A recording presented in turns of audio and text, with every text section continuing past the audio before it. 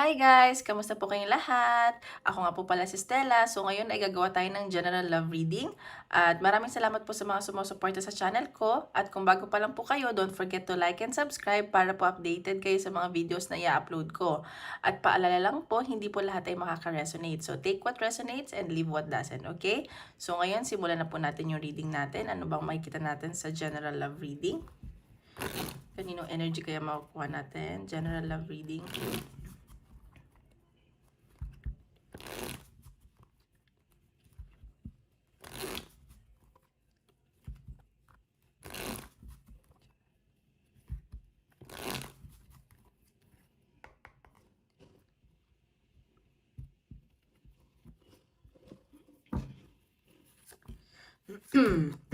Okay.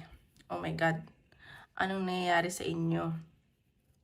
So, nakikita ko dito, kayo ng person nyo ay nagdadalawang isip na sa connection. May ending ako nakikita. Or baka nangyari na. So, nag-break na kayo pero namimiss nyo yung isa't isa. Alam mo yun? Like, parang iniisip nyo din yung mental health nyo. Parang bakit ganun yung nangyari, ganyan. So, ngayon tinatry nyo na mag-focus. Parang may money involved din. Parang mag-focus sa kaperahan nyo. Parang tinataasan nyo na yung pride nyo. May nakikita din kasi akong pagsiselos tsaka insecurity. Ayan. Yun yung nasa sense ko. So, tingnan pa natin. May nag-break pa lang ba dito? Or nangyari na, iniisip mo yung past mo at namimiss mo siya. So, ay, mali. Yung isang card pala. Tingnan natin. General love reading.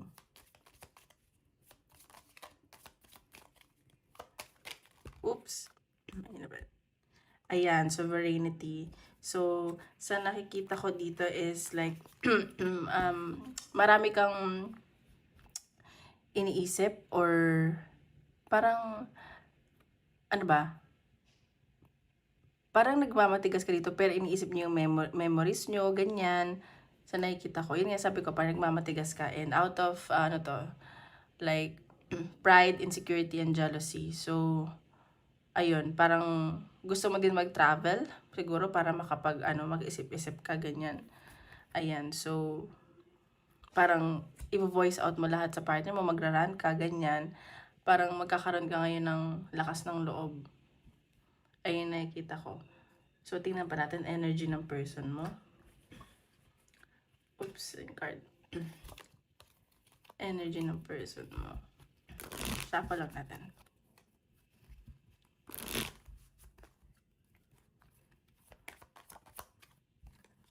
Isa pa. Okay, ayan. Yung person mo, marami tong marami siyang option. Like, siguro, kaya kayo nag-break kasi marami siyang pinagpipilian or sorry hindi naman sinasabi ko pinagsasabay-sabay kayo pero parang gano'n na nga. Marami siyang options. Pero alam naman niya kung anong gusto niya eh. Baka naguguluhan siya kasi baka maraming nagkakagusto sa kanya. Gets mo yun? Oops. Isa lang po.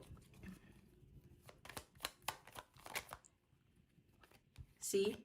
Ayan o. Mahal ka naman itong taong to eh. Nakikita ko sobra-sobra yung pagmamahal niya.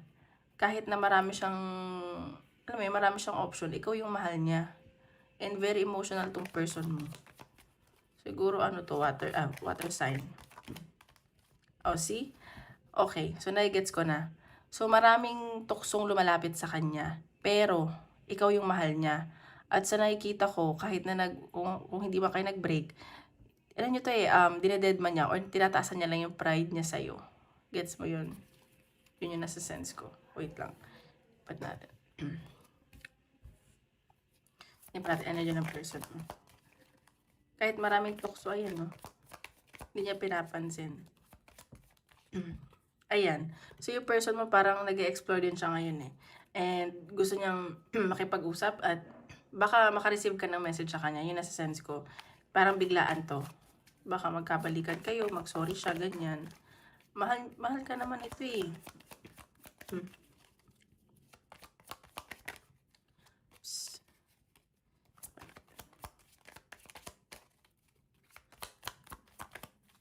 See? Sumasakit na yung ulo nito kakaisip sa'yo, hindi niya na alam kung anong gagawin niya. Sobrang nai-stress na 'to. Hindi niya alam kung magmo-move on ba siya, gusto niya isipin niya sarili niya, pero at the back of his or her mind, iniisip-isip ka pa rin niya. Hindi ka niya makakalimutan. Kahit sino pang, kahit ilang babae o lalaki pa ang ma-meet niya. Yun yung nasa sense ko. Sobra yung pag-iisip ng taong sa'yo na 'to. Energy ng person. Oh, ayan. So, baka bumalik 'to, mag-offer sa'yo ulit. So, tingnan natin kung tatanggapin mo. Pero, ayun, feeling ko mahal ka naman niya. Bakit ba kayo nag-break? Nakikita ko nag-break kayo out of insecurity tsaka jealousy sa cards kanina. Siguro may miscommunication, ganyan. See?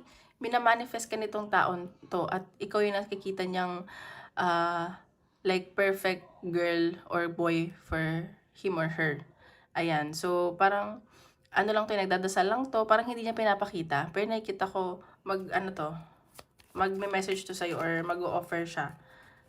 Pero ikaw pagdadasal mo pa din siguro. Ayan, may nakikita akong travel. So, baka may inaantay siyang travel, baka magkikita kayo, or baka pupuntahan ka niya. Nag-aantay lang siya eh. Or, yun nga, sabi ko, parang isa sa inyo gusto mag-travel. Para makapag-isip-isip, ganun. Mapag-isa. See? Ayan. So, yung person mo, nagmamatigas lang yan, pero mahal ka niyan. At, siguro, nagsasuffer din siya financially. Ayan. At, ayan, nakikita ka niya, like, ikaw naman yung gusto niya makasama habang buhay. Ayan, magpo-focus na lang daw siya sa kaperahan niya. At nagsasuffer din siya financially ngayon, hindi ko alam ano nangyayari sa person mo. Nagmamatigas lang yan. So, tingnan natin yung energy mo, okay? Energy mo. Mahal ka niyan, mahal. It's either nag-break na kayo or kaka-break nyo lang. Ay, ano daw? Or nagbe-break yung energy mo naman. Oh, ayun yung energy mo. Parang nagmamatigas ka pero passionate kasi sa connection na to. Nakikita ko na mahal mo naman tong taong to at sincere ka. And very genuine yung nararamdaman mo sa kanya. Alam mo yun. Pero parang nagmamatigas ka lang siguro. Pero siya talaga din ang gusto mo. Tingnan pa natin energy mo. Ayan no, may celebration ako nakikita sa inyo. Baka siguro palipasin nyo lang or kung hindi man to kakabreak lang, may nakikita akong celebration. Baka reunite kayo, may event. And maganda yung nakikita ko, magiging masaya kayo, matutuwa ka. Like parang mabubuhay ulit yung nararamdaman mo sa kanya. Yun yung nasa sense ko. Ayan. See? Ayan no. Eh, nakikita ko din dito na mag-uusap talaga kayo. Magiging maayos yung pag-uusap nyo. Like, may mga babaguhin kayo sa isa't isa, sa connection nyo.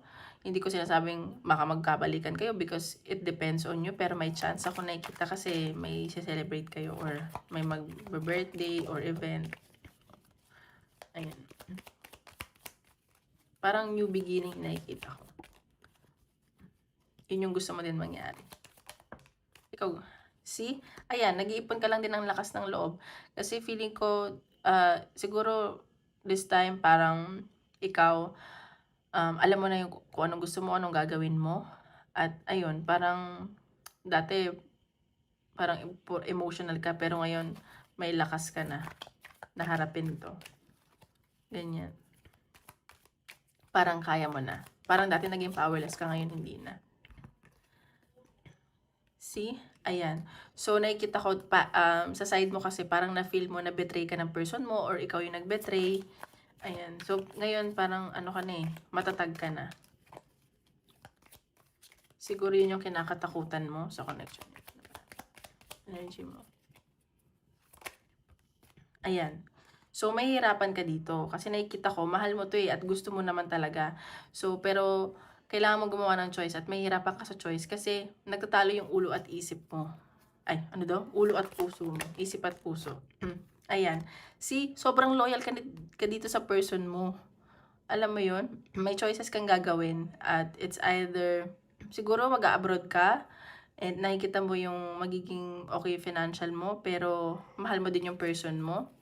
Ayan. So, nakikita ko may offer na paparating sa'yo at siguro dun ka mahihirapan kung magsistay ka sa person mo or mag-abroad ka. Or kailangan mong mag-decide sa connection nyo. Ayan. So, sa nakikita ko, ayan, passionate ka and parehas kayo ng energy ng person mo. Mahal nyo na may isa't isa at genuine ka din sa kanya. Sincere nararamdaman mo. Parang sa kanya mo lang na-feel to, ganyan. See? Ayan o, minamanifest mo din tong taong to eh. Alam mo sa sarili mo na mahal mo siya. Like, ang daming pumapasok sa isip mo na paano pag mag-end na talaga kami. Alam mo yun? Parang hindi mo kakayanin din, nasa sense ko. At sa nakikita ko, marami kang pinagdadasal na maging maayos kayo, maging maayos yung communication nyo, ganyan. Feeling ko kailangan nyo lang mag-communicate. Parang kasing person mo nagmamatigas lang. So, tingnan pa natin. Ano ang possible na outcome or advice ni universe sa love life mo? O, ayan o. Diyos ko. Baka mag-propose yan sa'yo at baka nga magkabalikan kayo. Baka binigyan lang kayo ng break ng universe at maging commitment na yung person mo ngayon. Gets mo yun? Oops. Wait lang, parang naano yung cards. Bumaliktad. Saglit lang po.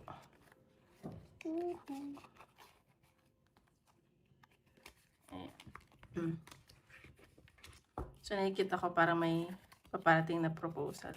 Hindi lang sa kasal pero alam mo, magkabalikan din kayo. Or baka may offer siya.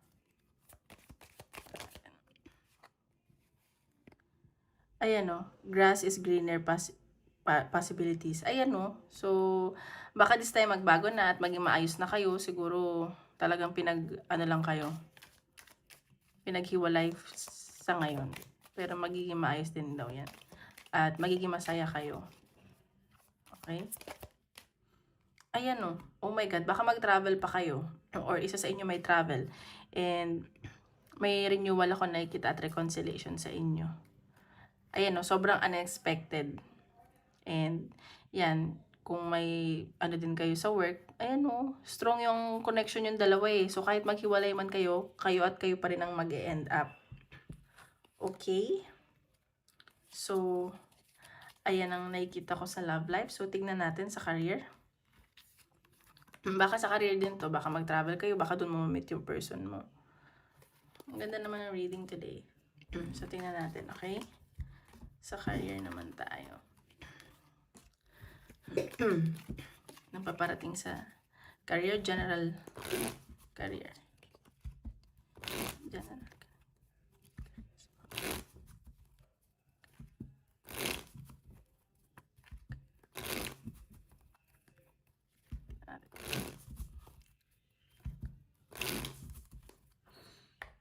Sa career naman tayo.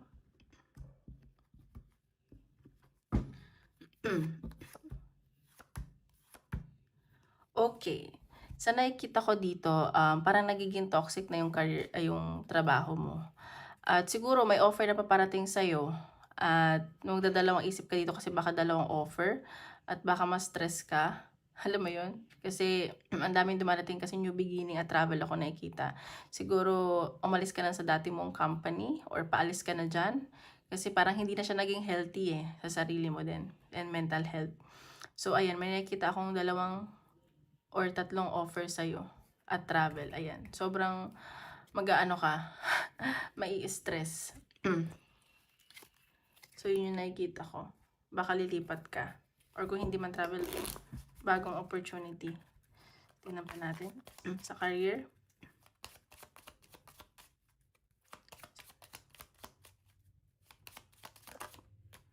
See, ayan. So, nakikita ko, panibagong ano to. Siguro, mas mataas na posisyon or magandang offer. Mas okay na offer. At sa nakikita ko din na kung hindi man to, kung hindi ka man aalis sa trabaho mo, nakikita ko baka nga, yun nga, ma-promote ka. Ayan. So, marami kang pag-aaralan dito at kasi baka siguro nakikita sa iyo yung potential. alam mo yun, sobrang marami kang alam at natutuwa siguro sa'yo yung mga boss mo or yung mga in-applyan mo, ayan. I-release mo na daw yung past kasi baka hindi ka na para dun. So, yun yung nakikita ko. Ang ganda naman ng reading. So, tingnan pa natin. Sa career. Shuffle natin to.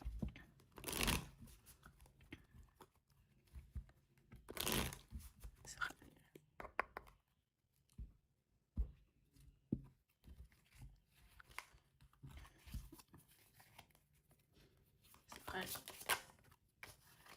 Ayan, no? So, nakikita ko kung ano man yung tinanin mo, yun yung aanihin mo. At huwag ka daw mag-alala kasi nakikita ko parang magiging creative ka dito sa, marami kang idea sa bagong trabaho or company.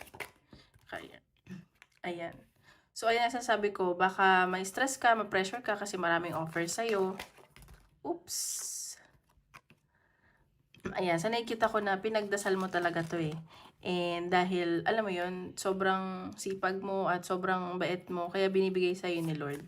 So, or ni Universe. Ayan.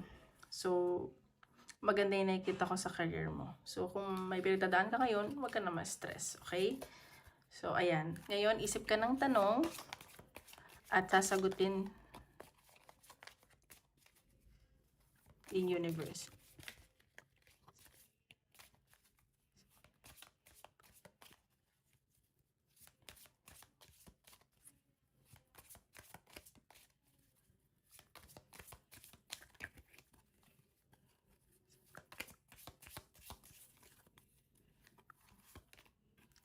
Get more information. Ayan, siguro pag-isipan mo daw muna. Kaya ayan, baka magdalawang isip ka nga. Kukuha ka muna ng information. At nakikita ko dito, ayan, no. Ayun, so isipin mo daw muna at kung marami kang pinagpipilian, alamin mo muna yung information, okay? Maraming salamat po. Tomorrow ulit. Bye-bye!